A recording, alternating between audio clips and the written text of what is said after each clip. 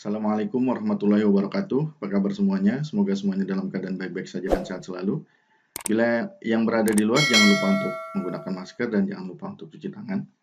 Pada pertemuan kali ini, pada video kali ini, kita membahas mengenai rekayasa sosial dan pencurian identitas atau social engineering and identity theft. Buku yang digunakan yaitu masih menggunakan keenam buku ini, di mana ditambah dengan informasi yang didapat dari essaycouncil.org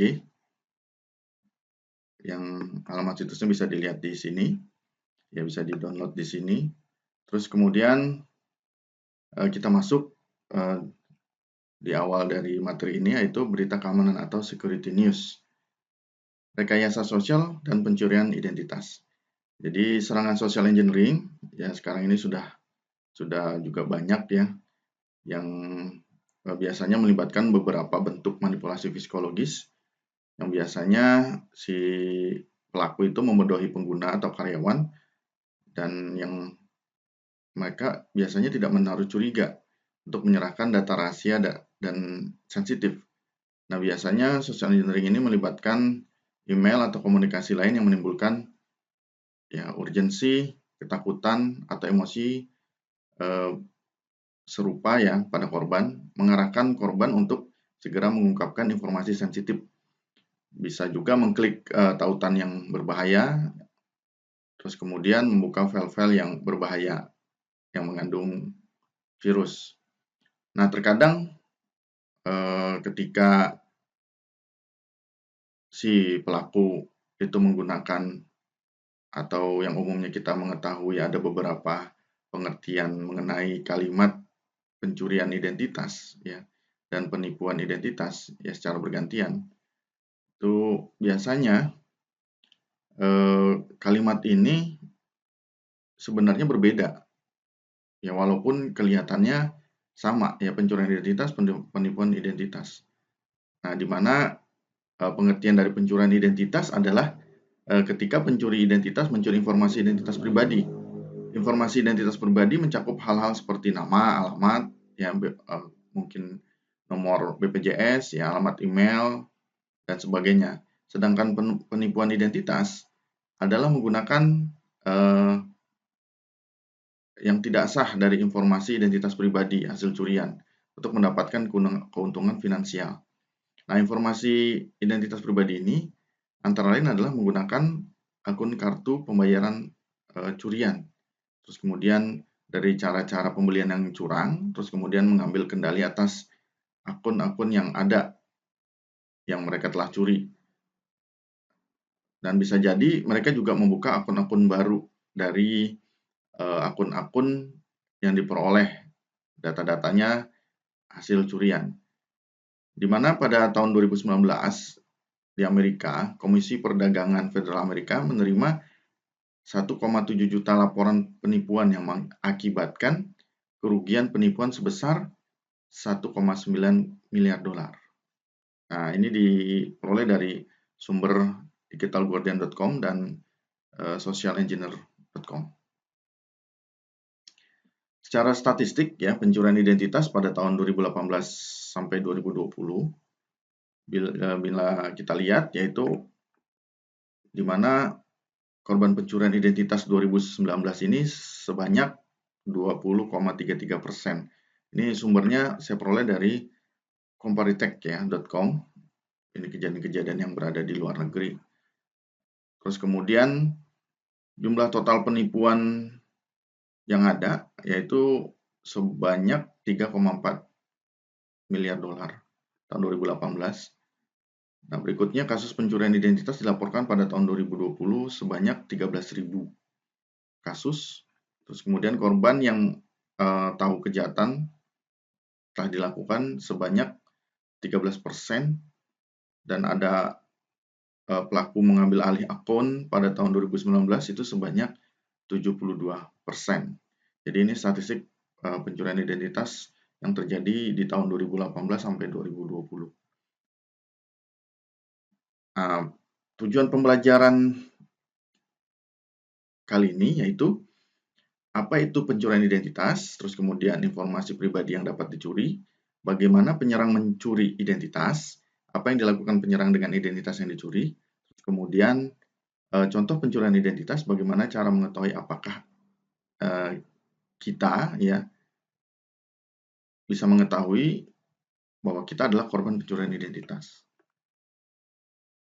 Dimulai dari apa itu pencurian identitas. What is identity theft? Jadi pencurian identitas atau penipuan ID mengacu pada kejahatan di mana pelakunya biasanya telah mendapatkan bagian penting dari informasi identitas pribadi korban yang dia tuju, yang dimaksud ya. Apa yang diambil? Ya seperti tanggal lahir ya, nomor-nomor BPJS, ya, nomor kredit card ya, nomor PIN ATM dan sebagainya ya, bisa jadi juga sampai nomor SIM. Yang mana data-data itu nanti digunakan secara pribadi.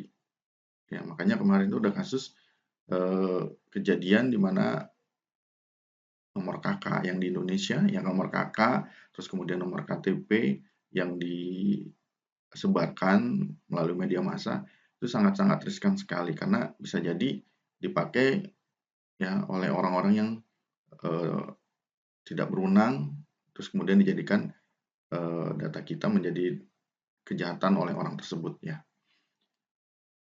Nah, biasanya apa yang dilakukan yaitu untuk memperoleh keuntungan dengan menggunakan data pribadi kita tersebut. Nah, di mana efek-efek pencurian identitas itu bisa saja itu dikenakan tuntutan pidana. Ya, di mana ya tentu saja kalau data-data kita itu dipakai untuk kepentingan pribadinya mereka untuk memperoleh keuntungan, ya pasti ada masalah hukum ya sesuai dengan undang-undang dan sebagainya ya. Terus kemudian biasanya dengan adanya pencurian identitas ya data-data kita diambil dan sebagainya itu akan terjadi permasalahan ketika kita akan melamar pekerjaan, terus kemudian ketika kita akan mengajukan fasilitas kesehatan, BPJS, mungkin pencairan BPJS, terus kemudian jaminan sosial, ya, terus kemudian mengenai rekening bank atau pengajuan kredit, kartu kredit, dan sebagainya. Karena dianggapnya itu bukan data kita, bisa jadi, ya, karena data kita telah dicuri. Dan itu bisa mengakibatkan apa? Kerugian finansial, ya. Ya, artinya ketika data kita dipakai, terus kemudian data kita digunakan oleh orang yang tidak berhak, ya, itu bisa jadi data di kredit kita, kartu kredit, ya, yang ada di bank, terus kemudian ATM, ya data-data kita sudah diketahui, ya, PIN-nya dan sebagainya, ya, secara finansial kita akan dirugikan. Jadi ini adalah efek pencurian identitas. Nah, informasi pribadi yang dapat dicuri atau personal information that can be stolen ya, itu biasanya apa yang dipakai? Nama ya. Bisa jadi namanya disamarkan, fotonya beda ya. Terus kemudian alamat. Alamatnya disamarkan sama, fotonya beda ya. Tanggal lahir. Terus kemudian nama ibu ya. Terus kemudian nomor telepon. Makanya sekarang ini ya rata-rata ketika ingin mendata, terus juga sampai dengan pencetakan ijazah dan sebagainya, perlu juga nama ibu, terus kemudian NIK ya, nomor induk kependudukan ya, itu perlu dicantumkan karena memang sangat perlu sekali biar informasi pribadinya itu jelas ya. Terus kemudian ada nomor paspor ya, yang biasanya dicuri ya. Terus kemudian akte kelahiran yang bisa juga dicuri, nomor kartu kredit, rekening bank, terus kemudian nomor SIM, nomor jaminan sosial, BPJS, yang semua ini ketika dicuri, data kita disamarkan, diambil, ya kejadiannya itu sama seperti yang saya jelaskan di slide tadi. Ya, kita tidak bisa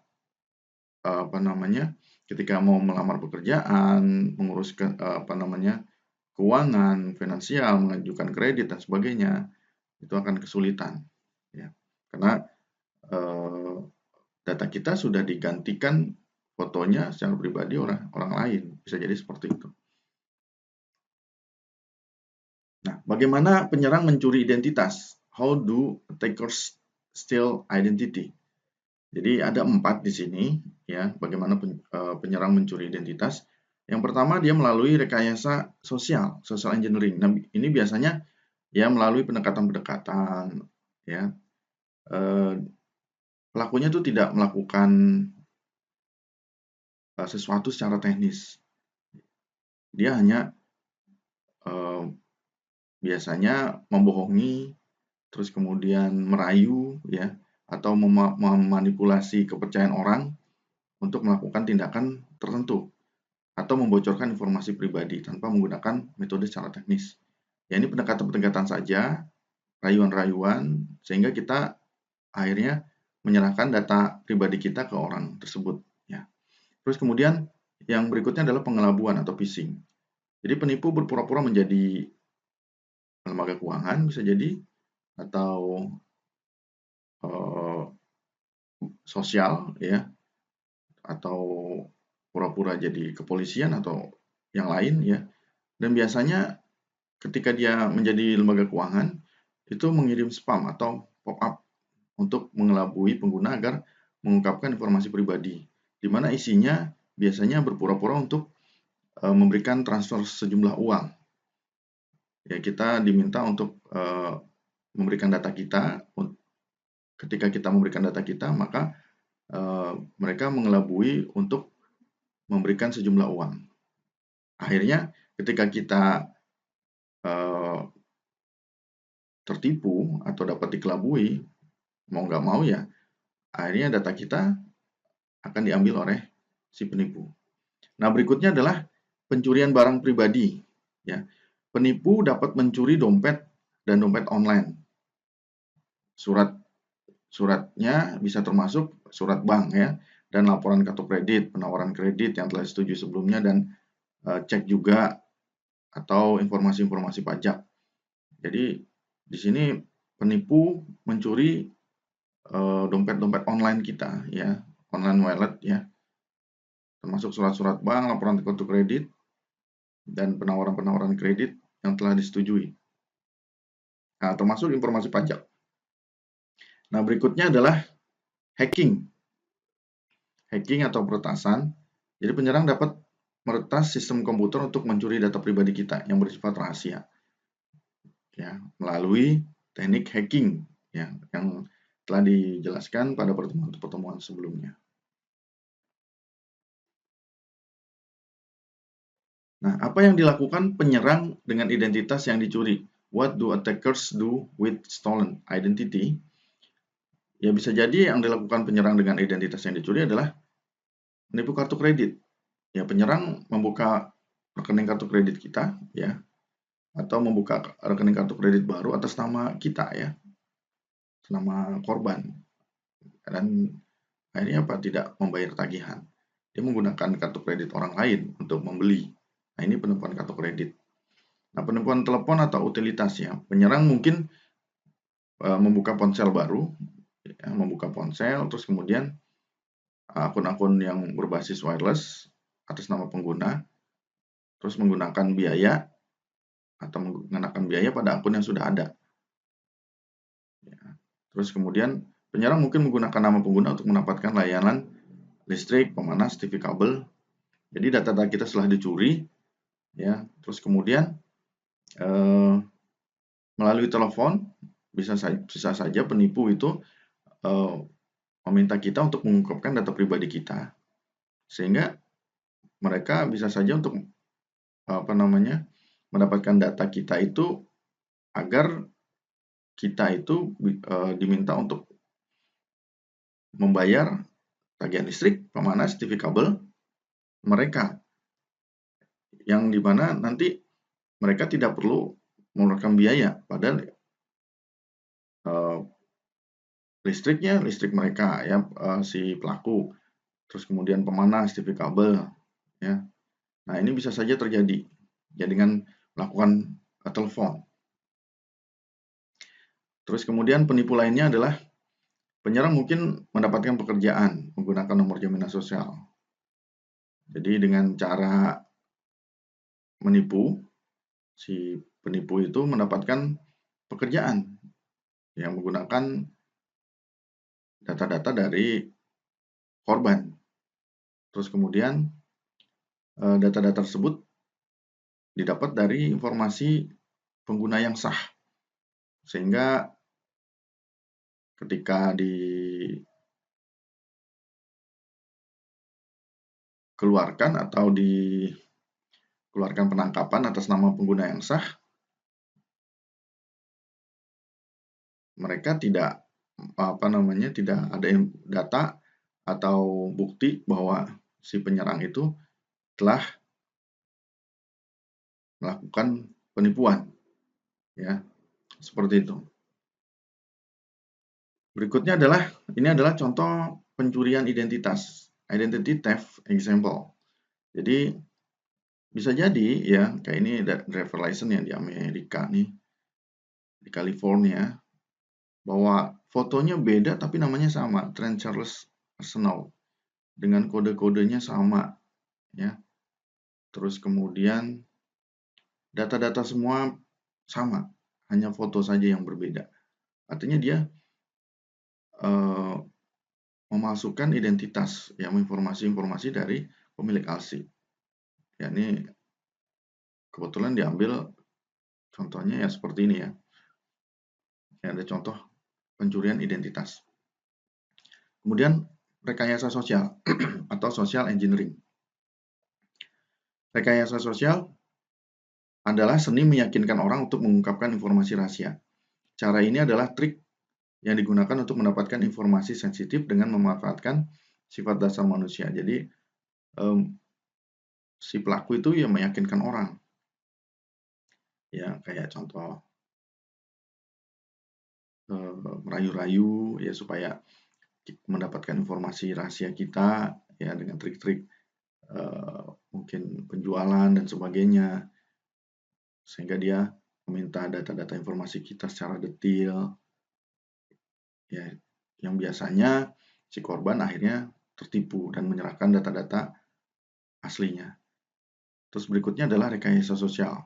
Dari data-data pelaku, ya, data-data korban, diperoleh informasi-informasi yang harusnya bersifat rahasia atau sensitif, seperti detail kartu kredit, nomor jaminan sosial, terus berupa kata sandi, PIN, dan informasi-informasi lainnya yang nantinya bisa digunakan untuk kepentingan si pelaku.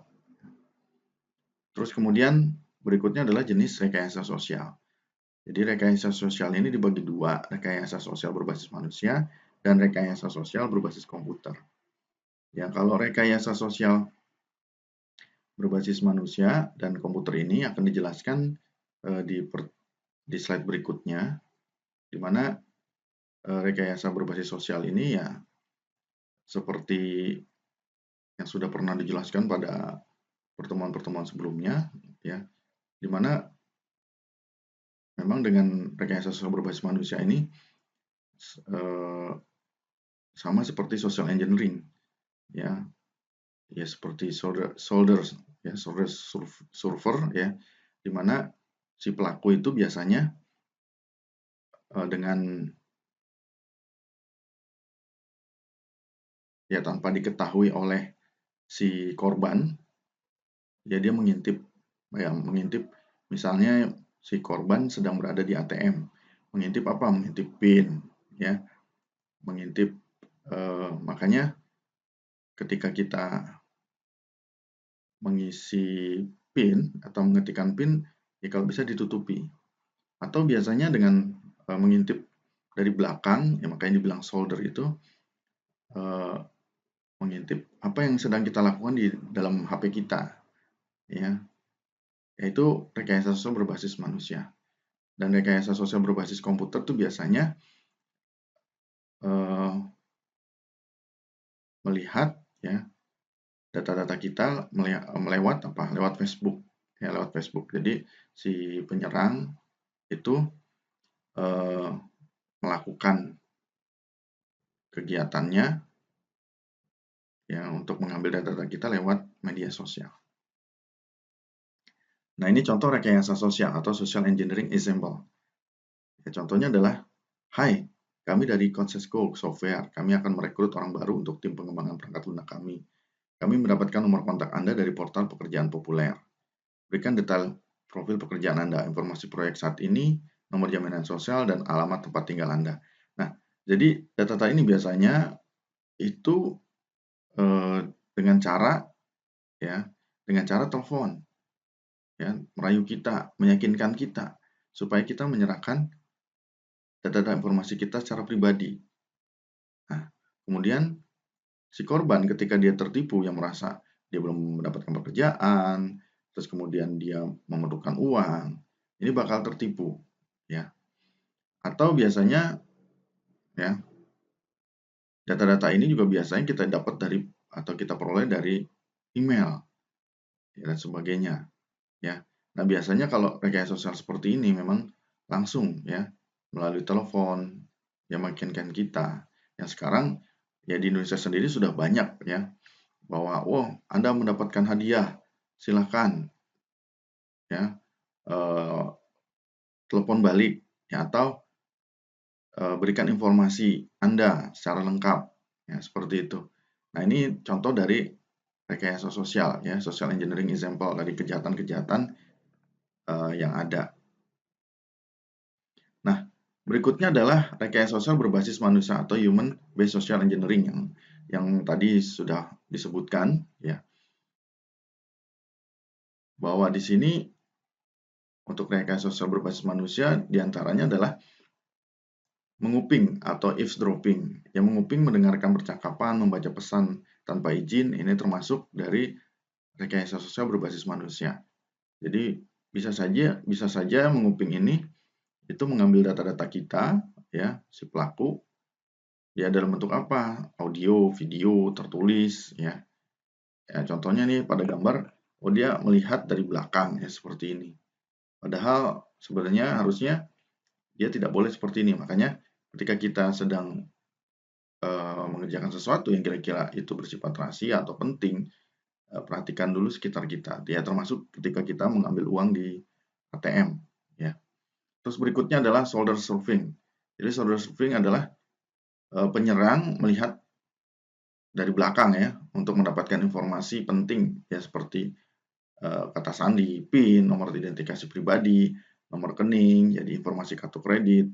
Nah, ini contohnya nih, gambarnya kita bisa lihat di sini, ya. Penyerang dapat mengawasi pengguna dari kejauhan. Jadi korban itu diawasi dari kejauhan atau menggunakan teropong, di mana mereka akan mendapatkan informasi-informasi pribadi kita, ya, baik secara lengkap maupun potongan-potongan informasi. Nah, berikutnya adalah dumpster diving. Jadi dumpster diving mencakup pencarian informasi sensitif, ya. Jadi biasanya data-data yang diambil itu ketika kita membuang data kita ke dalam tempat sampah yang ada di komputer, laptop, PC, ya, di tempat sampahnya atau trash bin, itu sebaiknya, ya, kita langsung hapus, ya, permanen. Jangan dibiarkan saja. Nah, ketika dibiarkan, ya bisa jadi si pelaku atau penyerang itu mengambil kembali, membuka kembali data-data kita untuk dijadikan kejahatan, ya. Terus kemudian bisa juga printer, ya, tempat sampah printer. Terus kemudian bisa saja catatan-catatan yang ada di meja itu perlu diperhatikan juga, ya. Nah, terus kemudian yang dilakukan pelaku itu biasanya membuka data-data informasi, ya, kontak-kontak kita, informasi keuangan, ya, termasuk terkait operasional pekerjaan yang penting. Nah, ini yang diambil oleh mereka. Ini artinya pengertian dari rekayasa sosial berbasis manusia yang dinamakan dumpster diving. Nah, berikutnya adalah rekayasa sosial berbasis komputer, ya, melalui situs jaringan sosial, computer based social engineering through social networking websites. Jadi rekayasa sosial berbasis komputer biasanya itu dilakukan melalui situs web ya, jejaring media sosial seperti Facebook ya, MySpace, LinkedIn ya, Twitter. Nah, biasanya penyerang itu menggunakan jaring sosial ini untuk mengeksploitasi informasi pribadi kita. Dia lihat, wah ini datanya bagus nih, ya. Ya biasanya mereka daftar dulu. Dengan mereka daftar, informasinya mereka akan dapat, ya bisa bergabung, bisa melihat, ya. Ya ini perlu hati-hati yang mengenai rekayasa sosial berbasis komputer. Berikutnya adalah bagaimana cara mengetahui apakah kita ya itu terkena korban ya pencurian identitas. How to find if you are a victim of identity theft. Jadi dengan kita mengetahui bahwa bagaimana kita terkena pencurian identitas, itu biasanya bisa kita lihat bahwa agen-agen yang biasanya penagihan hutang dan sebagainya yang merasa kita tidak berhutang, itu akan menelpon kita, menagih hutang, yang padahal itu bukan hutang kita. Nah ini salah satu mengetahui bahwa kita adalah korban. Ya. Terus kemudian ada tagihan-tagihan berikutnya, ya, tagihan-tagihan pembelian barang, ya berupa faktur atau apa ya, bahwa kita tidak pernah membeli barang tapi ada tagihan. Nah ini juga termasuk dari kita terkena korban, ya. Terus kemudian yang berikutnya adalah kita tidak pernah biasanya ketika kita ada kartu kredit, ya terus kemudian ATM dan sebagainya, itu menerima rekening koran, ya. Ada tagihan-tagihan yang memang kita peroleh biasanya ketika kita memakai kartu kredit tersebut selama setahun. Nah, ini kita tidak menerima lagi, ya. Nah, ini perlu kita waspadai. Jadi kita termasuk dari korban pencurian identitas. Nah, berikutnya adalah bisa kita lihat bahwa email-email kita ya, di dalam email kita yang masuk itu sepertinya ada yang hilang ya, tidak ada. Dan biasanya juga malah banyak email-email yang nggak penting. Nah, seperti itu. Nah, ini bisa jadi kita adalah korban ya. Nah, berikutnya adalah biasanya misalnya kita ingin mengajukan kredit ya, kredit mobil, kredit rumah dan sebagainya. Itu dinyatakan bahwa kita ditolak ya, karena apa? Karena reputasi kita dianggap buruk oleh pihak pemberi kredit ya, misalnya bank, bahwa dianggapnya kita banyak utang ya, banyak kredit yang belum dilunasi. Nah ini bisa jadi kita adalah korban dari pencurian identitas. Ya ini untuk yang terakhir ini ya, kalau bisa memang dipastikan bahwa kita memang tidak pernah atau belum pernah melakukan kredit ya, walaupun melakukan kredit, pernah melakukan kredit, tapi diselesaikan secara baik-baik dan dilunasi dengan baik ya. Nah, bila terjadi tiba-tiba ya harusnya kita memang dalam keadaan baik, terus kemudian dinyatakan riwayatnya buruk ya secara kredit, nah itu perlu diwaspadai. Dan ini adalah kita termasuk dari korban pencurian identitas. Oke, mungkin itulah pertemuan kita kali ini. Terima kasih sudah menonton video ini, dan bila ada kesalahan saya mohon maaf. Assalamualaikum warahmatullahi wabarakatuh.